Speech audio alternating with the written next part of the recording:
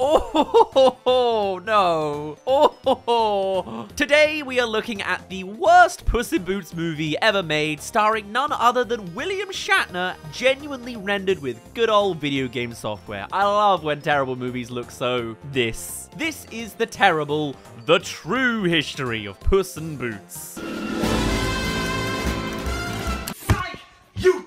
Gosh, even with a title like that, you can see they're already making jabs. Now, right out the gate, I should probably address the DreamWorks solo movie, Puss in Boots, actually came out after this one. However, the lines aren't that blurred on whether Shrek played a part in why this was made. Just you wait. There's all sorts of Shrekian adaptations over to this movie. Of course, Puss in Boots, the character, is one that's now firmly associated with DreamWorks Animation and the Shrek franchise. However, it's pretty easy to forget that he does not actually belong to DreamWorks. As believe it or not, the story of Puss in Boots actually dates back to 1550. Somehow, yeah, this cat is almost 500 years old. In fact, he is featured in what's often considered the earliest example of European fairy tale text. The Facetious Knights is a collection of Italian fairy tales by Giovanni Francesco Straparola. It's quite ironic that the Shrek franchise, which poked fun at Disney's monopolization of fairy tale characters that they don't actually own, ended up in a very similar situation with Puss in Boots. Nonetheless, he is very much in the public domain by some 400+ year margin, and one studio decided to ride on the wave of the character's resurgence. This was a French animated movie released in 2009, and presumably their attempt to distinguish it from Shrek was to call him Puss in Boots instead of Puss in Boots. Is it a shortening of in, or is the movie Puss and Boots? Just kind of sounds like he's having to share top billing with his own shoes. But alright, let's get into the movie. Oh, so now it's true story of Puss in Boots. Make your damn mind up, movie. And after starting us off with this initial ominous setup, we then eventually fire in with... Yep, as these extensive opening credits continue going, they go all in on, of all things, a kazoo version of Beethoven. Don't watch this movie with headphones, please. I mean, wow, what a way to open your movie. It's a shame because these are probably as well the best visuals in the entire film, but they're completely upstaged by this just toe-curling kazoo in the background. Doesn't even get paid off as a funny character playing the music, you know, like probably Shrek would do, and in its slightly parodious vibes. No, that's just part of the score here. We then join a storyteller who we see for about 10 seconds, just stopping by to tell us he has a story to tell, all without moving his mouth once. Love it. To be fair, I think that's a stylistic choice, but what can I say? It doesn't work. And of course, it's also immediately apparent that this was made on a low budget animation-wise. But at the end of the day, I'm a big fan of Hoodwinked, so I'm not gonna hold that against... But I don't know what to do. I'm very worried about the princess. Oh no. Oh dear God, no. Within minutes of starting, I'm afraid you get the gist on the animation, the voice acting, and the script in one horrific spoonful. What's he telling me? Oh boy, strap in folks. The animation in this movie is often quite genuinely difficult to watch, and this is probably due to the fact that this movie was actually animated with gaming software. Legitimately, Ubisoft's French division Nadeo used the same render box system that runs the racing game Trackmania to produce the animation for this. I mean, I can respect that it's efficient, but it's not good. A Chamberlain? A Chamberlain? Oh no, I don't think I like that. Ah, the heights of animation, and it sticks around for a while. This scene is slow, and shot slow too as well. And like, I have no idea what their take on this queen character is meant to be. Is she drunk or something? Or is she just incredibly lethargic? Why do I hear Jennifer Coolidge? God, you look like the 4th of July. It makes me want a hot dog real bad. He's right! A Chamberlain, and why not a Chamberlain? And of course, in great terrible fashion, prepare for a lot of these absolutely cursed looking cuts and camera shots as well. But yes, in case this scene doesn't really spell it out for you, this Chamberlain guy really wants to marry the princess.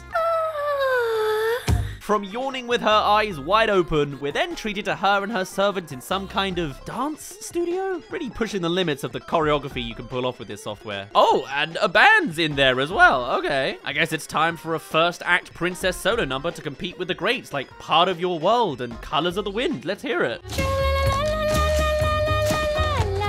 Ah, yeah, lovely. Genuinely, this is the only lyric in the entire song. God, okay, can we turn back to the Beethoven kazoo at this point, please? Also, though, like, why is she taunting this poor guy to his face? These servants are clearly being mocked, still holding their trays as they're forced to dance to her terrible song. And yes, of course, both servants have to have the exact same character design, but what am I meant to take about these characters from here? Oh good, the bird's joining in, so she's a nice character. I guess that's establishes in one way or another.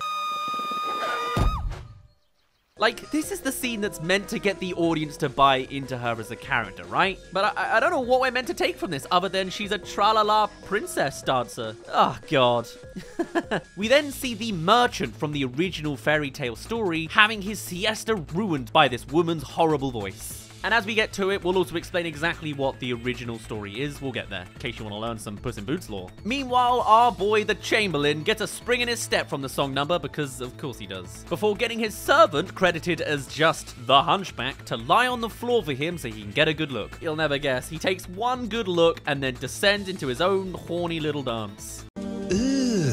Brother, I would say I'm uncomfortable, but I don't think this movie has the ability to animate anything worse. He then goes for another round, giving her a little wave as well, to which she just does a weird backwards wave, presumably shooing him away, but also kind of looks like an off with your head gesture. Is she a good person? What is going on, man? We then go to a windmill, where this old guy does a kid-friendly rendition of "I'm going to die" in the smoothest dialogue possible. My children, the time for me to say goodbye is close at hand. Oh, and look at this guy's unmoving expression. He has no idea what's going on. The old man proceeds to say he'll give the two eldest sons the entire windmill business, and as for the youngest son, well... And you, dear Peter, I bequeath to you the cat. no. Oh, damn, Peter. You really got screwed over by this deal, I'm sorry. The guys in the back know it, laughing seconds after their dad announced he was dying. Family, so... Subtle. I know what I'm doing. All right, Pop, if you say so. And of course, we can all work out who the cat is and how there actually are going to be a more valuable, special person to keep. It'll be interesting to see, though, how they take it from this guy getting the cat to when the boots factor into the story, you know? One of the core defining features of this Puss in Boots character. Your cat, make him some boots.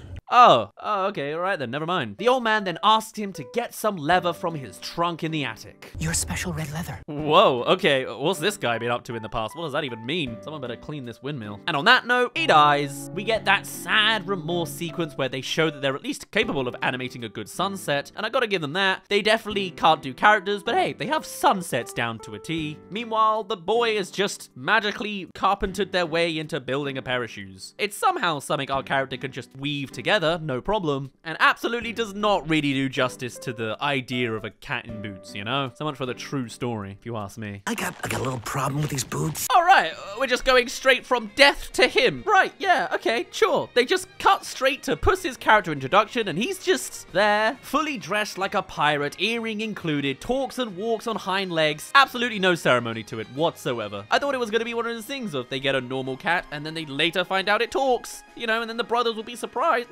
No, does everyone know he talks already? He's just around? If he's so cognizant, why is he treated like a pet? Is that, are we going into slavery territory? Like, how do you own and can pass someone down like that? And like what, was he just chilling upstairs whilst the sons watched their dad die? Didn't he have any relationship with the old man? Because he was supposedly an asset as valuable to him as the windmill business, so you would have thought they'd have some kind of relationship, you know? But no, this guy's just dancing around. He doesn't give a monkeys that his master died downstairs. They also managed to get one high-profile name to front the project with none other than William Shatner in this role. I guess DreamWorks got Zorro for their version of Puss, so why not get Captain Kirk?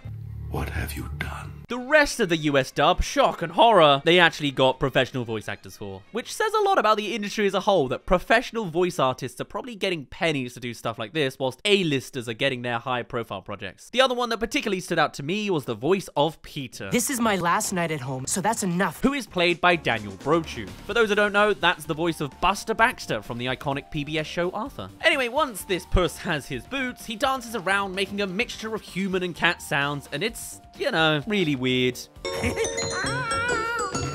Classic. And then... What the? So yeah, in this version of the movie, the boots are legit magical. But before we get to learn anything about that magic system with a little bit of exposition and, you know, explanation, this is meant to be the true story, I guess it's meant to be educational, the brothers return with sombreros on. Oh, still pining for the princess. Princess who's far too good for the likes of you. I don't know, man. Have you heard her singing? Once again, we're reminded that there will not be any effort at subtext in this movie, and every character will of course spell out every detail in the dialogue, and every insult shall be of course kept to school playground level as well. But it's not the king's castle you'll end up in. You'll be in the ogre's one. There we go, our first name check for the ogre. The ogre is not in the original Puss in Boots fairy tale. But no, this movie was absolutely not influenced by the success of Shrek whatsoever. Shut up. Go on. Go find your pathetic destiny. Back to the castle, we get more of the princess being incredibly likable. You are useless, useless! My princess! Don't buy me any more cheap 2-penny shoes! Oh god, she is horrible! Is she the actual villain or something? All that's happened is one of her dance shoes has been stolen, and she is less than pleased about the situation. I kinda gotta feel a little bit for the Chamberlain at this bit. I mean, he's clearly a simp pining after what would be an incredibly toxic relationship so far. Learn to love yourself, my man. That's then all we get from the castle, going straight back to the hill with Peter and the cat, which for now anyway, is still his name. He's just the cat. Fully conscious, doesn't even get a real name.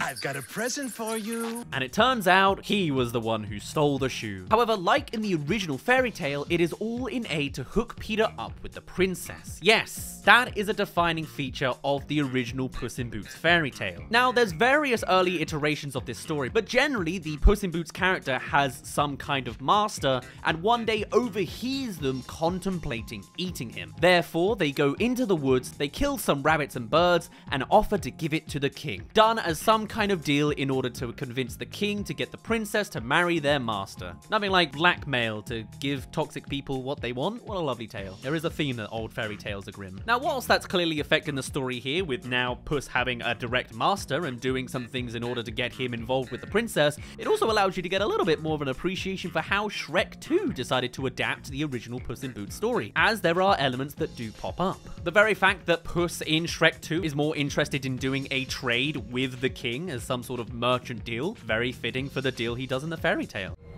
You have engaged my valuable services. Similarly, the king in Shrek 2 approaches Puss to assassinate Shrek in the woods, directly tying to the character's original story there. It's not birds and rabbits, but it's a giant ogre. And hey, remember that one scene where there's an aristocrat in the carriage being tricked into giving away his finer clothes?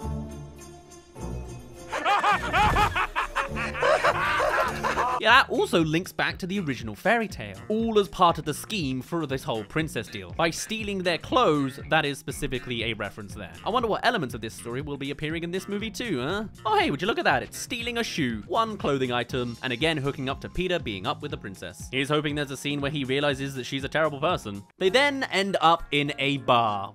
This is just the bar from Shrek 2. We've fully entered rip-off territory. There's monsters and even a guy completely coded around the Shrek version of Captain Hook. With a little drop of poison.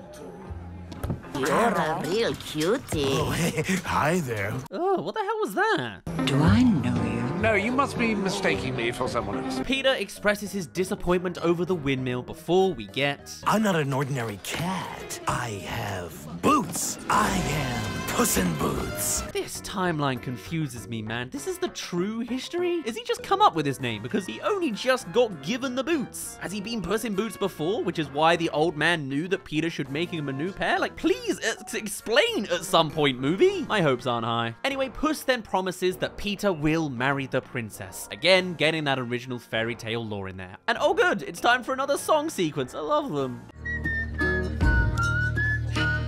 And it's that same Beethoven symphony once again, okay. But whilst this time by the princess dressed as a ninja turtle. A moment to reflect. And great, she's blessing us with her singing again. Anyone got any earbuds? To be fair, it's actually alright this time, mainly because she's singing an actual song rather than, you know. I also like that they actually kept the original French version of the song here. I don't have a lot of confidence in the lyrics translated into English, but seeing as you have a nice French voice covering those up, the song sounds pretty good. Of course, the weird dancing with the servants has to come back too, and they seem to be in whatever this is as well. Still, yeah, you know, it's a pretty thin disguise for the public, you know. If anyone recognizes there's twins in the castle, maybe you shouldn't bring your identical twin servants along for the ride. And so, after watching this random woman sing in the bar, he is madly in love with the princess. Puss immediately sets off to work trying to push Peter's love for the princess. Despite having no concept of who this woman is, this is apparently the ideal time to push that boat out. You must be a music freak. Sure, we'll just say that like that's a normal thing. You sing very well. If it wasn't clear already, this dialogue is incredibly difficult to hear. Not to mention, it's about to get worse. Hello, everybody! Meet the monkey. Doc Marcel, Doc Marcel! Doc Marcel! Who's apparently a friend of Puss's, which just further confuses me about what life this cat is leading. For a true history movie, I don't have any idea what the history is here. Shrek, can you help me? There's no monkeys here, I have no idea. Alright, this cat was just owned by an old man to the extent he was given to Peter, but also has this whole other life with complete free will. We can milk you off the wagon. What did he say? We can milk you off the wagon. So, in the subtitles, he's apparently saying, you're not drinking milk, you're off the wagon. What I'm hearing is very different. Also though, just as a general note, I'm not certain what the accent situation here is. But moving on. Who gets the candy this time, master?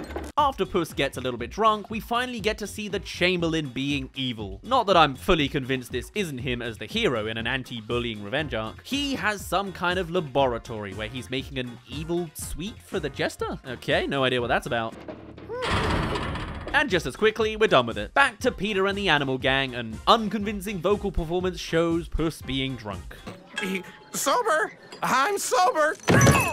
Which is just another vehicle to proclaim what he's going to do, before heading into a dark forest leading towards the ogre's castle. Not a swamp, guys, totally different, I promise. Although instead, they actually end up at the monkey's house that's just below the ogre's castle. But don't worry, the ogre's coming. Forget the ogre. That's exactly what you should have done when making this movie. The ogre is a diabolical sorcerer. What? The ogre is a diabolical sorcerer now? I have a theory at this point. In the original script, I think he was just a sorcerer. I think him being an ogre possibly came about later, if I was to jump on this conspiracy theory here, because it's completely unneeded, and the most we get to magic around the ogre fairy tale is that he had a priest once that was a crocodile. What a weird thing to mix together in a story, again, that they put the word true in the title for. True story, true history? This is misinformation at this point. You are fake news. Anyway, we rejoin the princess, who has come back to the bar the next day for some reason, taking off her mask very briefly, despite risking her identity in a public place for some reason, only to immediately leave on an ostrich. And her servants as well on another ostrich. Pointless scene. I mean, I guess that was mainly for kids who hadn't worked out that that was the princess in disguise. I say disguise very lightly there. Quite amazing what just a bit of yellow cloth can do. Back to the gang, as I'll just call them now. We have a music number again. With Puss in a sombrero. Again, they are coding this as closely to the Shrek version as possible without getting sued, I swear to God. There's a reason I put ripoff in the title. But also, culturally, I think that this is set in either Mexico or some Spanish territory. Naturally, it's not super clear. I mean, the windmill scenes look like they're in some form of German countryside, whilst the palace looks like the one from Aladdin. So they've very much just thrown every culture under the sun into the movie. Until he ends up with... Okay, we're getting the DreamWorks lawyers in now. Also, how has the hat had more of a build-up than both the Boots and Puss himself? Like, that is a crazy turn of events, that that's the thing they've been edging around this whole time. And so, after a very poorly executed argument... Adios, muchachos! We then get to see these super-powered boots in action.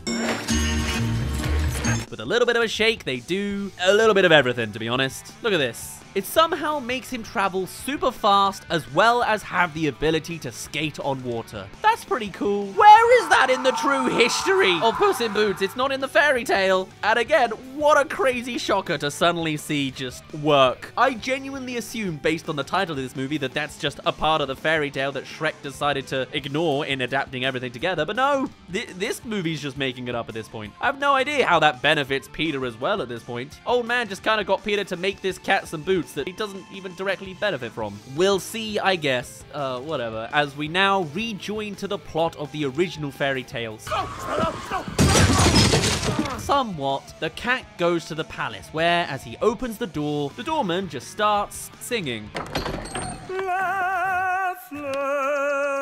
We then join the sleepy monarchs from the start. Oh, so that's why she sounded drunk. Still terribly executed, but at least I could see what they were going for now. The Chamberlain tries to put them off the pheasants and partridges offered by Puss in Boots, the only way that the movie's dialogue really could work out how to. These birds are starting to seriously stink. But of course, it doesn't go his way, and they're won over by Puss. We also learn that the princess was upset about the shoes earlier because apparently she can't dance without them. And considering that's like 90% of her personality, I guess it makes sense. Although even then, it's kind of funny because she seemed fine in her Ninja Turtle guise earlier. As Puss continues his play to win over the king and queen, the Chamberlain smokes him out. I think, anyway. It's kind of hard to follow what's happening at this point, to which the creepy jester jumps in on the action. Anyone who lies to the queen is chopped up like hamburger meat. Huh, so I guess hamburgers are a part of this medieval world. It's kind of modern. And oh look, it's the storyteller from earlier in the movie. Remember him? I guess he really was just a witness. Huh. Puss then runs off, leaving the hat behind, only to have the hat back in the next scene. Don't overthink it. It's not magic too. I hate young men! Me too, man. They ruined young men.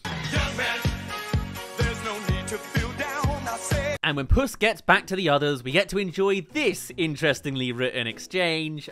Hey, cat, don't forget your promise, huh? Am I your friend? Yes, you are. Shall we go? Yeah. Incredible. Glad they managed to fit that scene in. Hello there. Thank you for making it to the halfway mark of this video. Do come along and subscribe if you haven't already. We're going to cover all sorts of terrible rip-off movies in the future, or let us know of other similarly terrible projects if you're interested in seeing us cover them. All right, back to the second half of the true history of Puss in Boots. Ooh. Anyway, yes, the gang are now rowing over to the ogre's castle proper. Of course, going to the ogre's castle because they needed to make this plot to go to the ball with the princess super elaborate. Very helpful. They don't even try integrating these cat noises in properly, do they? And there's still more of this movie to go, and it only gets weirder. Now that we're in the ogre's dungeon, we then get to see a frog force-feeding scene. There's a chef, a frog, and a conveyor belt feeding him food. Yeah, me neither. It's not in any of the original fairy tales. But oddly enough, this kind of animation is exactly the kind you see in all of these terrible animated movies. I can't explain what it is, but there's something about the vibe of this. They don't help this frog, by the way. He's just a permanent background piece that continues to somehow inhale all this food. The characters legit do not care about him, and so neither should you. What we care about is the ogre, who just looks like a hairy bald guy. But we also discover the Chamberlain is there. Ooh. And then, in another twist, I mean, the ogre fairy tale also doesn't line up with this either.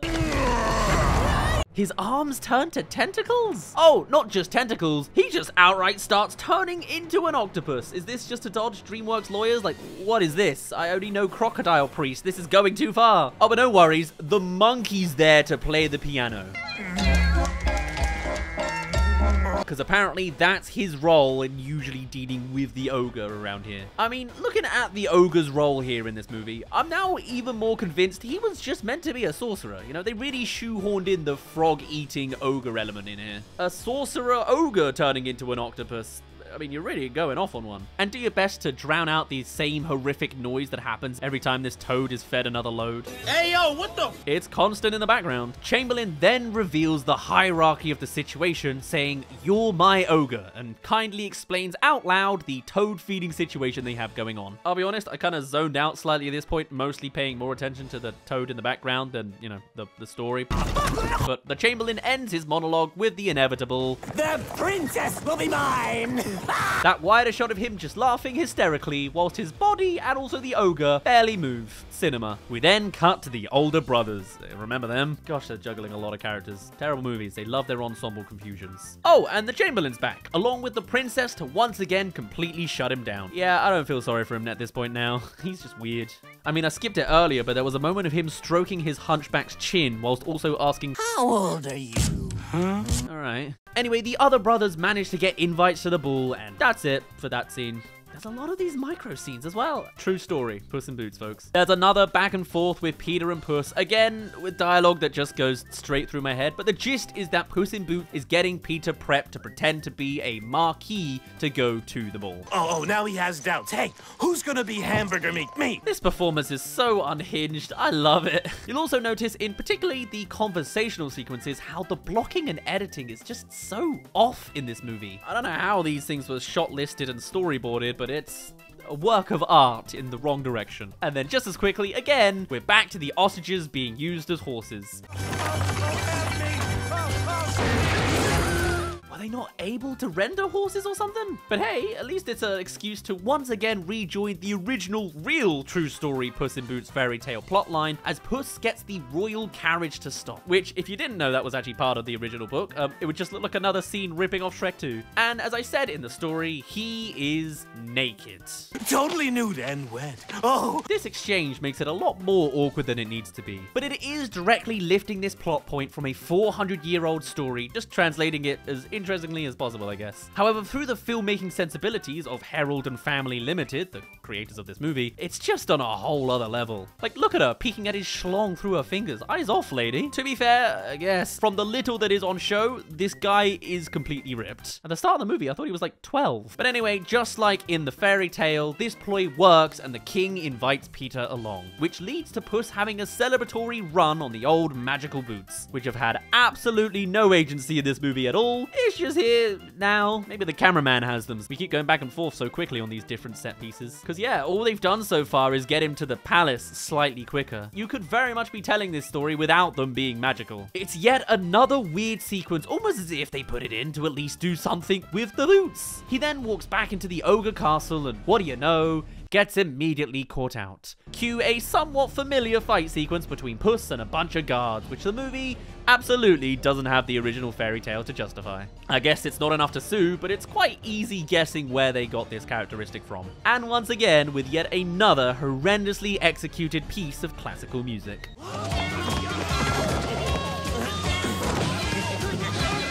I suppose when you can't afford the pop culture songs like Shrek, you've got to resort to the public domain stuff instead. I'm sorry, Smash Mouth is so expensive. Birdie cat. Back to the palace, we see the princess and the king and queen together for the first time in the entire movie. And as the story goes, Peter is now all suited and ready for his Aladdin arc. Look at him go, like a PlayStation 2 rendering of Eddie Redmayne. My first impression of him is good. The Chamberlain has another extraordinarily animated outburst. Your Majesty! And not in a good way. Go get the looking glass my godmother gave me, please. Is that a reference to Cinderella, Snow White, or Alice in Wonderland? Probably the evil fairy godmother from Shrek 2. It's the only one they're really ripping off. There's also, naturally, a completely pointless cut back to the ogre sorcerer guy. They just say the Chamberlain's mean, and then it cuts back to the palace. Alright, great. Moving swiftly on, we move to the ball itself, and the animators once again spend a hot minute on the princess's design. That's where most of the budget went to, I'm sure. So she uses the looking glass to see Peter in his poor person clothes because that's just a device she seems to have now. Also, did she really need to use that to work it out when she saw the guy with the cat in the bar the previous day? Anything related to plot in this movie is just not. And then on the animation front, there's some really awkward blocking of characters going on. So Peter's already stood with the princess, right? Puss then calls him away, only to immediately invite the princess over too, and then awkwardly stands behind her, giving instructions. And then yes, they started singing. However, this time they've put the lyrics in English, so you can tell how truly bad the song is. It might even be worse than...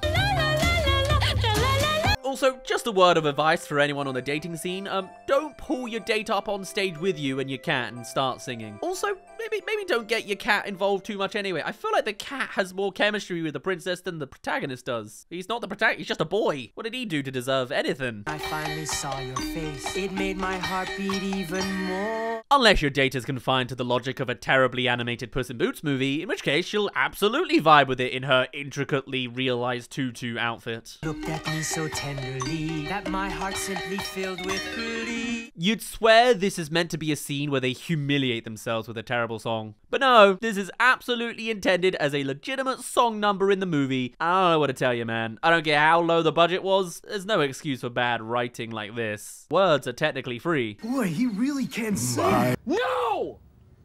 No! No, he can't! This really is the moment where you just realize, oh, in universe, this song's actually meant to be good. And I get it. They clearly rushed an English dub of the movie to get it out ahead of the DreamWorks one, but they clearly gave up on these lyrics pretty early doors because... Even if they go gobble, gobble, gobble. Even if they go blah. I mean, I know it's a kid's movie, but really, you're gonna start ripping off Old MacDonald just to be 2 years ahead of the real Puss in Boots movie in 2011? I know Puss is triggered by hamburgers, but come on now. And this keeps going for a whole minute, repeating the same lyrics as well, as if they really found a masterpiece in writing. In fact, that same turkey gobble gobble gobble line goes a further 3 times. Gobble, gobble, gobble, gobble, gobble, gobble, gobble, gobble, gobble. Where are my earbuds? I mean, as someone who has seen a lot of, this tier of movie, I do not use the word cringe lightly, otherwise I'd go insane, but this absolutely earns it. Of course, everyone in this stupid world absolutely loves the song. Well done, guys. We've even got all the core cast stood next to each other to applaud it, brothers included. You really don't appreciate how characters are blocked within a scene until you see it done badly. However, Peter's brothers are like, hang on, that's no ordinary dweeb and an anthropomorphic cat wearing boots. That's our brother, the dweeb, and his anthropomorphic cat wearing boots. And with a brief smile from the hunchback guy, they're suddenly in the Chamberlain's office now. Apparently, the brothers already told the Chamberlain about it, but he hasn't done anything because he loved hearing about it again. Is he saying he could have saved us all from that terrible song just now? Screw the Chamberlain and his completely cursed character design. Like music to my ears. Yeah, this voice actor definitely identified how bad this movie is and just went off on one, didn't he? The scene just cuts there. The Queen takes Peter on the mother-in-law walk, the Chamberlain sneaking around behind bushes. I swear there's only been like 3 scenes he's not been in some capacity. Again, it's just more static conversational blocking. There's a moment they just stop walking and kind of look like they're just talking to the camera. And suddenly, the princess and the jester are just there. And Peter reveals the truth to the princess in the thirstiest way he can. You can call me whatever you like. Puss once again pulls Peter away, the princess just going with it once again. This time, they straight up leave her there, only for Puss to just say, "Hey, I'm leaving." And Peter is joined by the princess again. What was the point of that?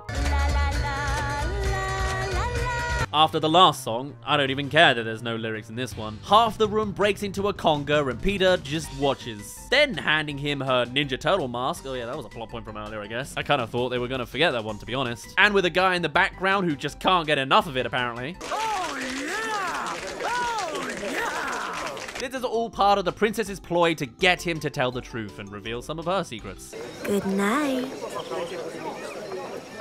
That pause was far too long. Nevertheless, Peter does pick up on it as he just heads over to his cat. I thought he said he was leaving. I'm leaving. They have an argument again, and we get one normal sounding exchange. You're kidding, you...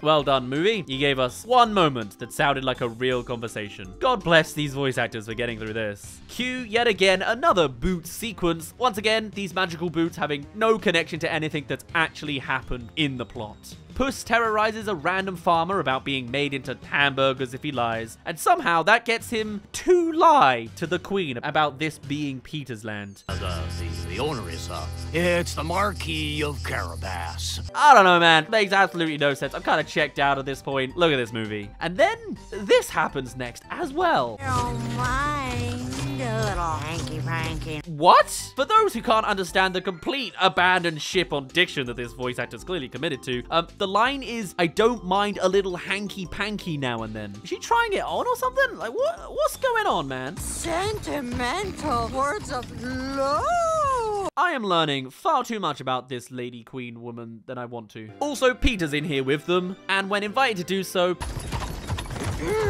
Peter continues to, of course, not tell the truth.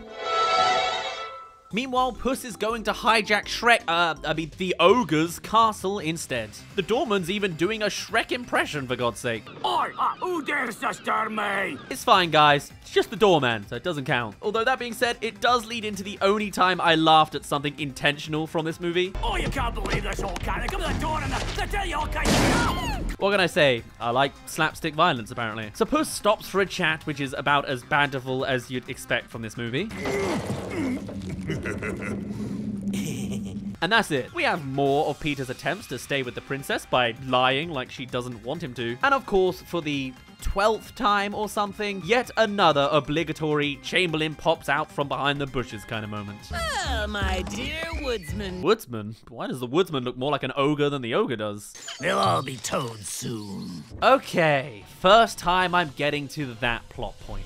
This is a thing that the Chamberlain's also rambling about this whole time through this movie. He's gonna get them all, turn them into toads, as well as have the princess be his. Does that mean that all the toads being eaten before were also all people? God, this movie suddenly got dark. Anyway, we get some more of that sweet Puss and Ogre content now. Yeah, maybe we'll change the phrasing on that. Anyway, we get some more moments with Puss and the Ogre now, and what do you know? The Ogre sorcerer person transforms into an octopus again as well.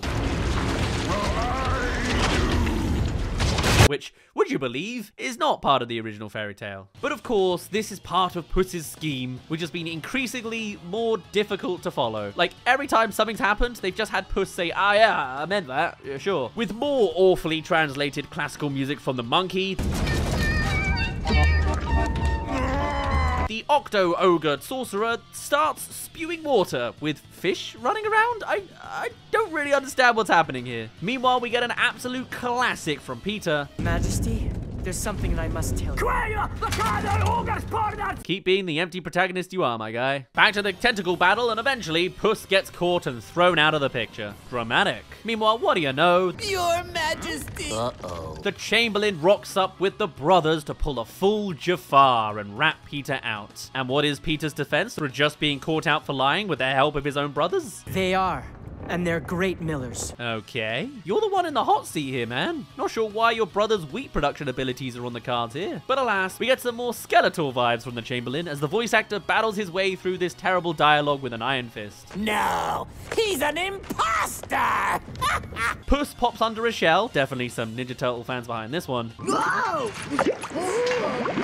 I've got the situation under control. Do you? I feel like they've been changing what his plan is throughout this whole thing, but I guess we'll wait for the resolution to see if it's actually all tied together. Part of it seems to draw the princess away. The Chamberlain voice actor shows a rare moment of nuance and subtlety. What a liar! Such a liar! Hamburger meat! Why have they gone all in on this hamburger meat thing as well? At first, I thought this was just a lame pop culture comparison to describe the punishment, but now I'm thinking this kingdom actually grinds criminals into burgers and eats them. Add on to the fact that people are being turned into toads and the toads are being eaten, and there's a lot of eating people in this universe. I think that's what we should all take away from this experience. Not in the original fairy tale. What a true story. Meanwhile, Puss is about to get the full hentai experience when... Oh, give me strength. It's another song number using a piece of classical music. But it's meant to be the best song number ever. It's beautiful. So it lures the ogre out of his anger. And because this seems to be the MO for every scene, I need a drinking game out of this, the Chamberlain turns up. So is that scene with him, Peter, and the Queen over? Apparently so. They never got back to that scene. Genuinely, with the parents at least, he fully gets away with it. Kids, remember, always lie, and you'll marry the princess. And there's my ogre! I've got them! Like, did he just suddenly leave in the middle of that conversation he was otherwise completely invested in, shouting, hamburger meat? Hamburger meat. The ogre then kind of sums up everything I'm feeling when watching this movie. Everything won't be fine. He goes back to wanting to be a swan, which, by the way, was his character arc, and starts crying about it. All right, so where's this ogre? The true master of this castle! Somebody once told me the world is gonna roll me. Boy, I wish at this point. There's no ogre. Not here. We know! Stop further exposing how terrible your movie is by reminding us of the franchise that you clearly made this movie in the shadow of for some easy money. We know there's no ogre. Not the real one we want. I gave the magic candy to the ogre. I changed all the young men into toads. Oh, so that's what was happening. So hard to follow. But yes, we get a suitably rickety conclusion here where the Chamberlain admits everything, before suddenly cutting to Peter and the princess by a bed. So, where is this going? Why has it simultaneously got the feeling of the end of a preschool program and poorly written sexual tension? And when I say poorly written, I mean it. a good day after all. And a tough one, but it ended well.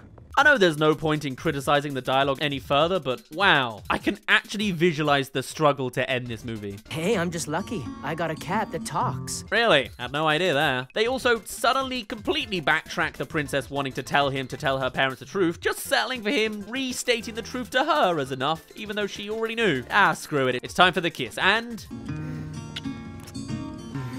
ugh, I now feel like I'm watching one of those thirsty gaming ads, only with worse animation. And it quickly cuts somewhere else, leaving them in a bedroom together. The Chamberlain now has already fully gone rogue, shaving his head Walter White style, and now wearing an eye patch, because that's what bad guys do. Possibly the quickest breakdown I've ever seen. He's literally done this in the space of 10 minutes. To make matters worse for the guy, Puss is lurking in the shadows with some magic candy. You like toads. I adore toads. Oh, that works out well then. Does he not find any of that suspicious? Isn't this the same method of how he supposedly changed all the young men into toads? Me! Well, true as it is, they've got the wedding scene to get to and end this garbage movie, so they just have the Chamberlain fall for it anyway. I cannot wait for this to be over. To the wedding scene, the princess is singing again. I feel pretty, oh so pretty. I wonder if they had to pay for the rights to that one. See the pretty girl in that mirror there.